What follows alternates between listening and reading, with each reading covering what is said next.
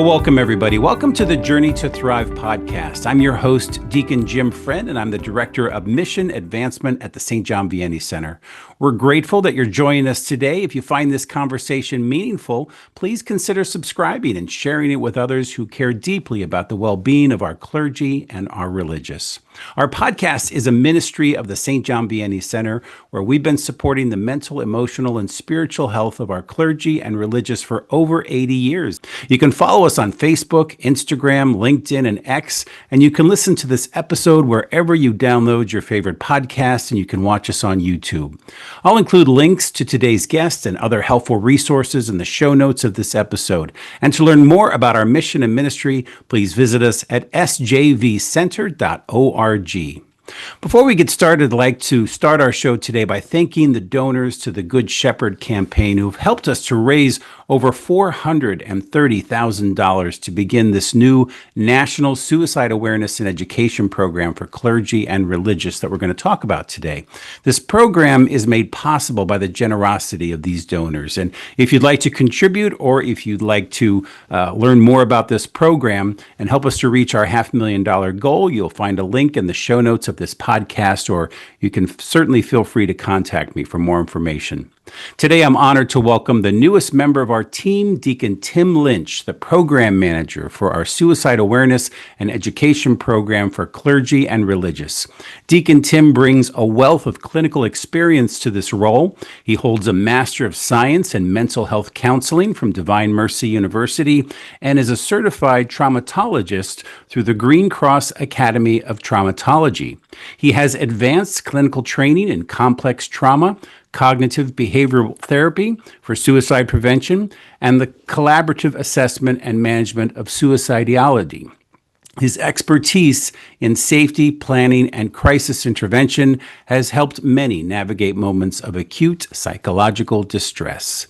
Deacon Tim, welcome to the Journey to Thrive podcast. I'm so glad you could join us today. I am thrilled. Thank you so much, Deacon. This is great to be here. It's great to have you.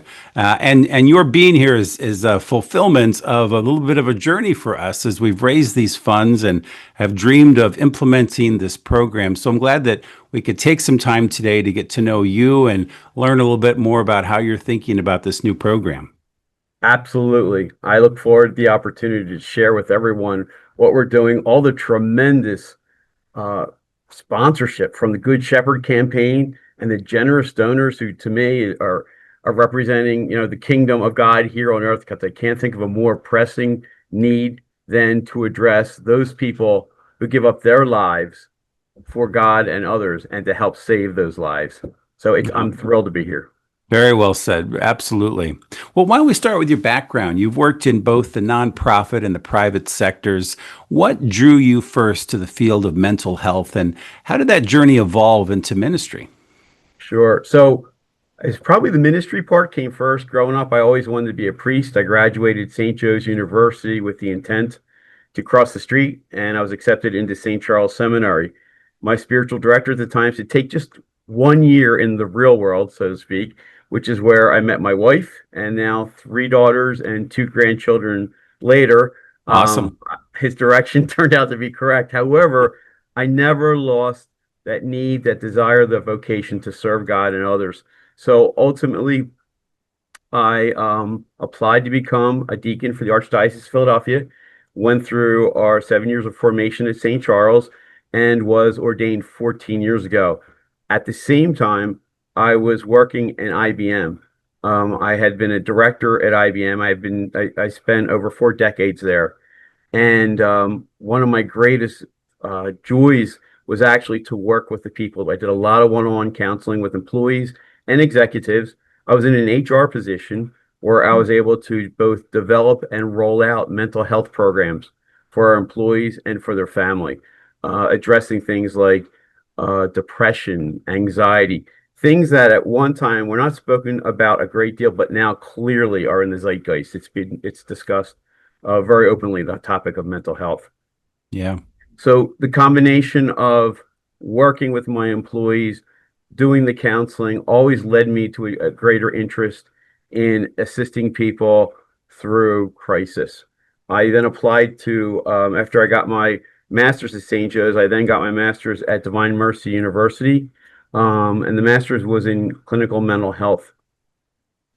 As a result of that, I took on an internship for a year and a half at a place called Nova here in Pennsylvania, in Bucks County, actually, Network of Victim Assistance. And I was working at three different sites, lower, middle, and upper Bucks. And every client that came in were the survivor of complex trauma. Our Wow. clientele would be referred to us by either district attorney's office or the police within Bucks County. And the clients I had ranged in everything from child abuse, child neglect, domestic abuse, human trafficking, homicide, and suicide. Absolutely. The opportunity to watch these people come in very broken, just distraught, and watch them be able to grow and to journey with them, to see them all, eventually come out the other side with hope, with joy, with a sense of fulfillment was so overwhelming for me. I knew that working with situations like crisis trauma, suicide, etc., is exactly where I wanted to be. I learned of the opportunity here at St. John Vianney and jumped at it immediately. It was the Mhm. combination, to me, the perfect combination of my vocation, my diaconate vocation, as well as my mental health experience and training, which brings us up to today. And it's been outstanding. Everyone that I've met, I've been familiar with St. John Vianney Center for a couple decades. I've been on support teams for residents, and I've always been blown away by the miracles that take place in this center. To me, this is an oasis of such great need for people that are hurting, and watching them come out the other side is nothing short of miraculous as far as I'm concerned. Well, Tim, it sounds like you were formed and made for this position perfectly. I mean, really, from your beginnings in the HR, the human condition, and then coming into mental health. And then your background as a deacon adds so much. And as you said, being on support teams for former residents, that really is tremendous. You obviously, Absolutely. I really, Deacon Jim, I can't underscore what you just said more. I really feel like I was made for this position. And the yeah. great thing also with my training was the ability of how much I was able to bring it into my diaconate ministry as well, Mhm. working with families, working with young people, etc. So Yeah. I'm thrilled to be at this point in my life being able to fulfill this role. Oh, that's awesome. That's awesome. One question before we keep going. How much of those grandkids do you get to see, though, with all that you're doing? You must have a lot going. Well, I have a 4-year-old grandson that we pick Yeah. up every day. My wife picks up every day at school, and we Yeah. have a 2-month-old granddaughter that she watches from 8:30 to 4 o'clock. So I That's do get to awesome. see them. You see them a lot. I That's do, but they great. also understand when Pop's down in his office in the basement and the door's Yeah. shut. He's got the collar on. He's You dad, got it grand, exactly, pops is at work. exactly. That's awesome. That's great. I'm Yes, sorry. I said to ask you that question. Well, so speaking of being a deacon, as you said, you were ordained 14 years ago, 2011. yes, Can you share a little bit about your own vocation story and kind of what led you to discern the permanent diaconate? And you've already talked a little bit about absolutely, how that's already shaped your work, but yeah. absolutely. So my initial intent, as I noted, was to become a priest. Then I Hmm. met my wife and did a great deal of discernment and realized this is the direction that God was leading me to. However, the interest in serving both God and others. The ability to be the liaison between our priests and the people and the works of charity and being there at the most challenging times in their life in that graced space to pray with them with someone who's dying or to help a family who's maybe the father just lost their job and they need assistance. I love that. That was always a calling to me. That was always um, a tremendous driver for me. And then the formation at St. Charles with just all the theology, ecclesiology, morality, um, just made it better and better and equipped me very well to go out. I was very fortunate. I did get assigned to my home parish, which is St. Jude Parish in Chalfont, which is upper middle Great. class, I guess, Yeah, parish special. It's with nice. a Yeah. great number of needs. Hmm. serving along with the Sisters of Mercy and have loved every second of it. Oh, you serve with the Sisters of Mercy out there. That's Yes, great. Awesome. absolutely. Awesome. Yeah, as you know, I'm only a first year deacon, ordained in September, but I'm already just blown away by some of the special moments that I've had with families at really pivotal moments of their life, whether it's baptizing a young baby or preparing parents for have that baby to be baptized and receive their first sacraments, and just all the ways you get drawn into people's lives. It's really walking with them along the journey, and And I um, love that. I love meeting them where they are without judgment or reservation and just say, hey, welcome. yeah, Thrilled that you're here. yeah, exactly. To be that friend to them. That's awesome. Well, I know you're aware of this, but just kind of refresh our listeners' memories. As many of you know, we did a survey in 2022, and we conducted this national survey of dioceses and religious communities. And the results were rather sobering for us. In fact, our cohort of our Suicide Awareness and Education Collaborative, which is a group of our of volunteer staff here on campus, were really surprised at the efforts. And this happened just as I was starting to get involved with St. John Vianney Center as Director of Mission Advancement. But 41% of the dioceses reported having experienced a suicide of the member of the clergy. And then among the religious communities, it was 23% of the men's religious communities and 10% of the women's congregations reported the same.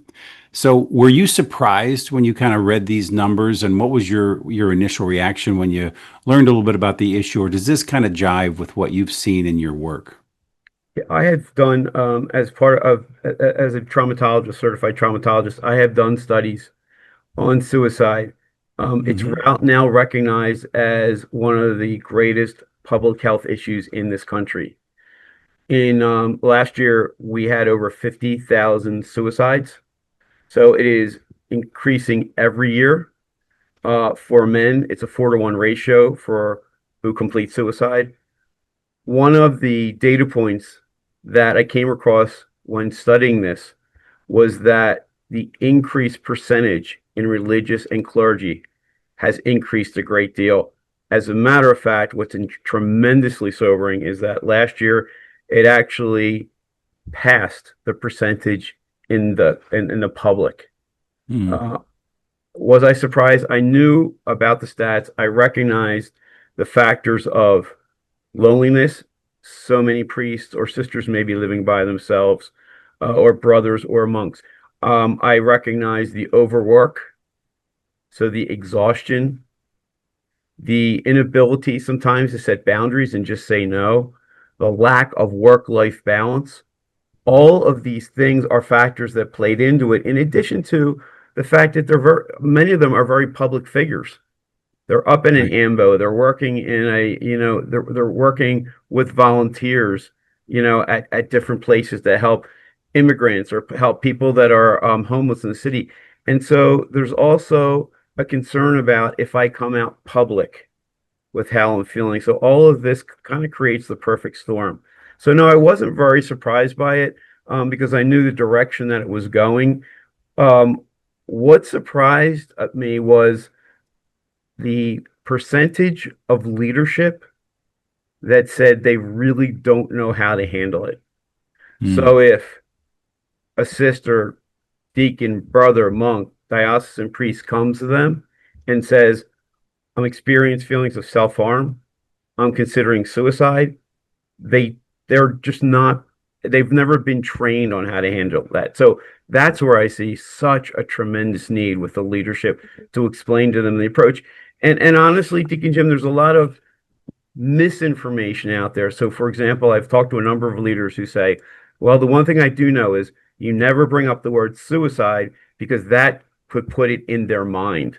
And you don't want to introduce that into the mind of someone who's thinking self-harm. That's 180% incorrect. As a Right. matter of fact, every study has shown the best thing that you can do is say, are you considering harming yourself? Are you considering suicide? Once that's on the table, then the discussion can take place. Yeah. It's never shown that saying that word puts it into the minds of someone. Hmm. Likewise, the single worst thing a person can do on the other side is when they suspect. there might be self-harm, there might be suicidality um, being considered by the person, is to ignore it. Is to say, well, I'm not a clinician, I'm not a psychiatrist. Maybe it's not. Maybe it's just, and just to ignore it. That is the single worst thing. Just being compassionate. Every single evidence-based study has shown to be able to provide empathy to someone who's in that dark place, giving them a soft place to land, giving them a safe place is absolutely the number one most effective method to responding to that. Well, all great advice and really aligns with everything that I've been new to this topic over the last couple years as we kicked off this campaign and I joined the collaborative here on campus. And everything you're saying, just congeals with everything that we've been talking about and the approach that we've taken here at the center. And to echo what you said, yeah, 54 in that survey, 54% of the respondents felt unprepared to help someone who was suicidal and didn't exactly know how to approach the topic or what the right thing to do would be. But the good news was 74% said that they were open to learning more. And that's what kind of instigated us to say, okay, we need to have a program. We need to address it. It sounds as though to us that they're asking for this kind of help. Um, Absolutely. so, so as now that you're on board, what is kind of your initial vision for this initiative? How do you see yourself kind of getting started? Well, as the program manager, and again, thanks to the wonderful generosity of our donors to the Good Shepherd campaign, what I'll be doing is, and I've begun developing training workshop for that we're going to take for the next 3 years across the country, whether it's to the diocese, whether it's to convents, whether it doesn't matter where, what the environment, it's where the need is greatest. That they'll be given workshops on things like what is suicide, how to recognize symptoms, what is the correct and incorrect response to it, where does it stand in terms of morality and the church's view on it. Um, how do you walk and journey with that person? And what about the after effects of a completed suicide? How do you address it with your congregation, with the other sisters, with the other priests? What is the best method of helping them to heal? So this is all part of it, and there will be, in addition to the workshop, there will be videos. There's going to be collateral to be handed out and sent to them, so they can have a short card on just the quick things to do, Right. um, guides to help educate them on walking through step by step. Because, in fairness to all of our leadership, when they came through formation, this was not part of their training. Hmm. This is, and it's scary stuff. I mean, it's really concerning if someone comes into your life and you haven't dealt directly with it. Although I would imagine, Deacon Jim, that just about everybody's life has been touched by it, whether it's in the parish or whether it's in the family or if it's a colleague, etc. So this training and then ongoing support for the existing leadership and then further out, new and existing leadership, I think it will make a tremendous difference. I think it'll be extremely meaningful. And to your point, there's been no pushback. People are hungry for this information. They need this information. And I think, Deacon Tim, just to underscore that, I think even just having you on our staff and as a resource, even if, in addition to the workshops, just having a person that they can contact if they have a problem, if they recognize or they have additional questions or need a little bit of one-on-one help, it's tremendous to have you here as a resource for them. Absolutely. That's I'm just thrilled to be able to do tremendous. that for them. Tremendous for us. Suicide and mental health are still difficult topics to talk about in the church. What do you see as the biggest barriers to having these conversations openly, and how can we begin to break down that stigma? Great question. So, in my private practice, what we've watched over the last 10 years is that the topic of mental health is being discussed more than ever before, and that's primarily because of social media. So, and so you have TikTok or you have Facebook and you have groups that gather together that all suffer from anxiety or depression. you turn on the TV and there's constant commercials. It started about 15 years ago where you started to see all these commercials for different mental health conditions or disorders. So it's out there. And it's very interesting when with my clientele, 25 and younger, they speak very freely about mental health. As a Oh. matter of fact, it's actually been rather interesting that almost the reverse of how we grew up is happening now, which is I've had people, a number of clients, high school clients, college clients that'll come in and say, I'm suffering from this. Hmm. We'll do some testing, and I have to come back and say, I know you have some of the symptoms, but it's not, ADHD. It's not depression. They literally they get upset. They get very upset because that is a group they belong to. That is a label they want. So, in the interest of feeling lonely and feeling alienated in this social media world, this post-COVID world, they hold on to that and they really want to hear that. So it's been really interesting unlayering that with them. 10 years Mhm. ago, it was the exact opposite. The one, I will tell you, the one area that still remains the most taboo is suicide. So Oh, the mental health piece is getting out there and people are discussing it and people know who people that are taking, Lavoxil or taking, this or that. But the suicide piece is still probably similar to when we were growing up and yeah. cancer was the word we never said at the dinner table, right? Right, right. Parent Yeah. would whisper it or they'd say the big thing. Sure. Suicide is there now. Okay. So my approach is always being very gentle, but being very honest, Hmm. explaining the facts. We have a lot of evidence-based survey that show that because someone's suicidal, because someone is feeling that, it does not mean it can't be addressed. It can't be cured. That these people can't go on and lead a thriving life. We know that, for example, 7% of people, think about this for a minute, Deacon Jim, 7% of people who have suicidal thoughts actually attempt suicide. 7%. Wow. 7%. Think of Yeah. all the people who are on that continuum of suicidal thought from just a passing thought to actually having a plan. Right. Um, we can rescue, that we can Yeah. approach. 50% of people that attempt suicide generally are suffering from depression. So there's a lot of things that we can do. So talking to the leadership, great example. Teaching them very simply, and they'll be getting cards on this.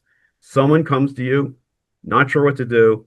We give them the 4 P's. Number one, has this person had any past attempts? That's the first P, past attempts. Hmm. If they've had, that increases the risk level. Hmm. Secondly, do they have a plan? And when I say do they have a plan, can they tell you how they're going to do it, when they're going to do it, why they're going to do it? If it's just no, I have this feeling, that is tremendously differently than having a plan. The plan Yeah. introduces immediately a sense of urgency. Hmm. The third P is probability. When you take a look at their past, when they take a look at if they have a plan or not, is it likely? Is it not at all? Is it somewhat? You assess that. And then the fourth P is a really important one. It's preventive factors. Is there anything or anyone that would prevent them from acting out? So Hmm. I'll give you an example. You can, and I will be arming our leadership with these questions. They're really simple questions. They are not they are not deep deep psychology questions. They're not questions that anybody could use. So the first question is really simple. Deacon Jim, if you end your life today, what will you miss? Mm. And the question I've used with my client is name 3 things you'll miss. And you get things like the smell of pancakes in the morning, my niece giving me a hug, saying hi to the maintenance guy we talk every morning. It's little things, but it's really important you get them to identify that. As soon as you do that, their brain starts to get rewired slowly. The second thing I'll do is if there's Deacon Jim, if there's any part of you that doesn't want to kill yourself, grab my hand. Mm. I have never had a single person not do that. Wow. Wow. Those are the Powerful. kind of things that are really important. And working with people, asking those questions, it in a symbolic way gets them off, gets them off the end, the cliff, if you will. Yeah, pulls it back Pulls from the them cliff. in. Sure. Yeah. Um, and then, Tremendous. going forward, there's simple things like there's something called the Seligman technique, where you just say, okay, you're now in therapy. What I want you to do tonight, I want you to, before you go to bed, just write three things down, just three things that you found meaningful today, three things that you're gratified for, or three good things that happened to you today. All of them are calming. All of them, absolutely positively, every study has shown, rewires the brain. So Hmm. what I just laid out for you are very simple techniques, but they're powerful. Yeah. They're impactful. That's the kind of information that we want to get out. That's very powerful. And it's what strikes me is they're so simple and yet such powerful examples. Take my hand. Think of one thing that you would miss. Those are really powerful images that I think for any of us would be like, well, yeah, I'll take your hand. Or, yeah, there's a lot that I would miss. Absolutely. So all they have to do is think of that one thing or two things. That's incredible. Yeah. Without a doubt, yes. Yeah. From your perspective as both a deacon and a mental health professional, is there even one thing that you wish every bishop or superior or clergy member could understand better about suicide prevention? I would say number one, please don't be afraid of suicide or self-harm. Hmm. You can make the difference. Sincerely, you can be the lifeline by creating a non-judgmental, safe space for somebody to come in and let them know by Yeah. being open, by being empathetic with them. It's not about putting the vocation at risk. It's about being a loving father, a loving mother to you, whether it's a sister, whether it's a priest. We want you to succeed. It's Mhm. really everything that St. John Vianney is about, right? Giving Yeah. people hope, Yeah. giving them a renewed view, coming out the other end to be the person that God created you to be. Very, very powerful and simple too. It does align with everything that we're about. And um, I'm sure that in your experience, you have you've had a lot of stories and a lot of people that you've come in contact with. And I'm obviously not asking you to breach any confidentiality, but is there a story or a moment that kind of affirmed for you the importance of this work? I recall a family that I was treating that had unfortunately experienced a loving member commit suicide. Hmm. And it was the husband of the woman who committed suicide came to me, and we Hmm. worked together and we did counseling together. We did a Hmm. what they call cognitive behavior theory. And my office ultimately became a place for him to not only share but vent. Because as you know, a lot of times after the death of somebody, as weeks and months go, people all go on with their life. Yeah. And many times the person left behind feels lonelier and lonelier. The office became a place for him to talk and to share, and I could see him after several months start to get stronger, become more resilient, and Good. eventually enter back into life. Yeah. He had three children and six grandchildren, and probably one of the most moving moments I had was he came to me in February, and we worked together for about 8 months. On Christmas morning, I received a phone call from him, and he was crying and said to me, I'm here playing with my grandchildren. Thank you. If it wasn't for our time together, I would not have been here. Oh, And wow. man, Deacon Jim, you talk about touching your heart. Like, Oh, wow. wow, what greater fulfillment can that offer somebody? And he My. recognized that in the moment. He had that self-awareness and he just Yeah. started crying. He says, and I'm loving it and I'm happy. I never thought I could be again. And Wow. I want every I want every clergy person to experience the same exact renewed joy, sense of purpose, and just, the ability, again, as I said, to be the person God created you to be. Hmm. Wholesome, whole, loving, joyful. That's truly what drew me to this role, this position. And thank God to the donors of the Good Shepherd campaign that made it happen. Deacon Tim, last question. You talked about hope. For anybody who's listening, whether they be clergy, religious, or a layperson, and maybe they're struggling silently, is there a message that you would most want them to hear today? Please, please, please know it gets better. Mm. I know what it feels like that you're down on the floor. Everything may seem bleak, may feel dark. There absolutely, positively is a way out. Please, if you're considering at anything at all, consider reaching out, telling one person, whether it's your mother's, whether it's a superior, whether it's, your pastor that you're working for, whether it's the bishop, please tell them. And all you're doing is asking for assistance. This is no different than if you had a broken arm and you need to get a cast. You had a heart attack and you need some meds. This is just another sense, another form of illness, and just asking for help. There is zero shame in it. As a matter of fact, it shows great strength. And it's important to know God has a plan for you. And that Mhm. plan is reaching out to someone now so he can complete the works he's begun in you when you were ordained or when you became a sister or brother monk. Yeah, absolutely. Well, Deacon Tim, I can't thank you enough. I haven't, we haven't had a lot of time to spend together since you began because you've been super busy and we're all busy. But just through this whole conversation, I just feel so affirmed and excited that you're with us and can see what a great fit you are for our team and how much expertise and passion and vocation you bring to this ministry. And you're going to be in my prayers, and this new ministry is going to continue to be in my prayers. And I think only great things are going to come from it. And I'm sure that all those who took the time to listen today would feel the same way. It's just very powerful, the story that you've shared and the expertise that you're going to bring to this mission. So thank you. Deacon Jim, thank you for this opportunity. I greatly appreciate it. And to our listeners, I just want to thank you again for joining us for this episode of Journey to Thrive. I hope this conversation has been enlightening and inspiring for you. It sure has been for me.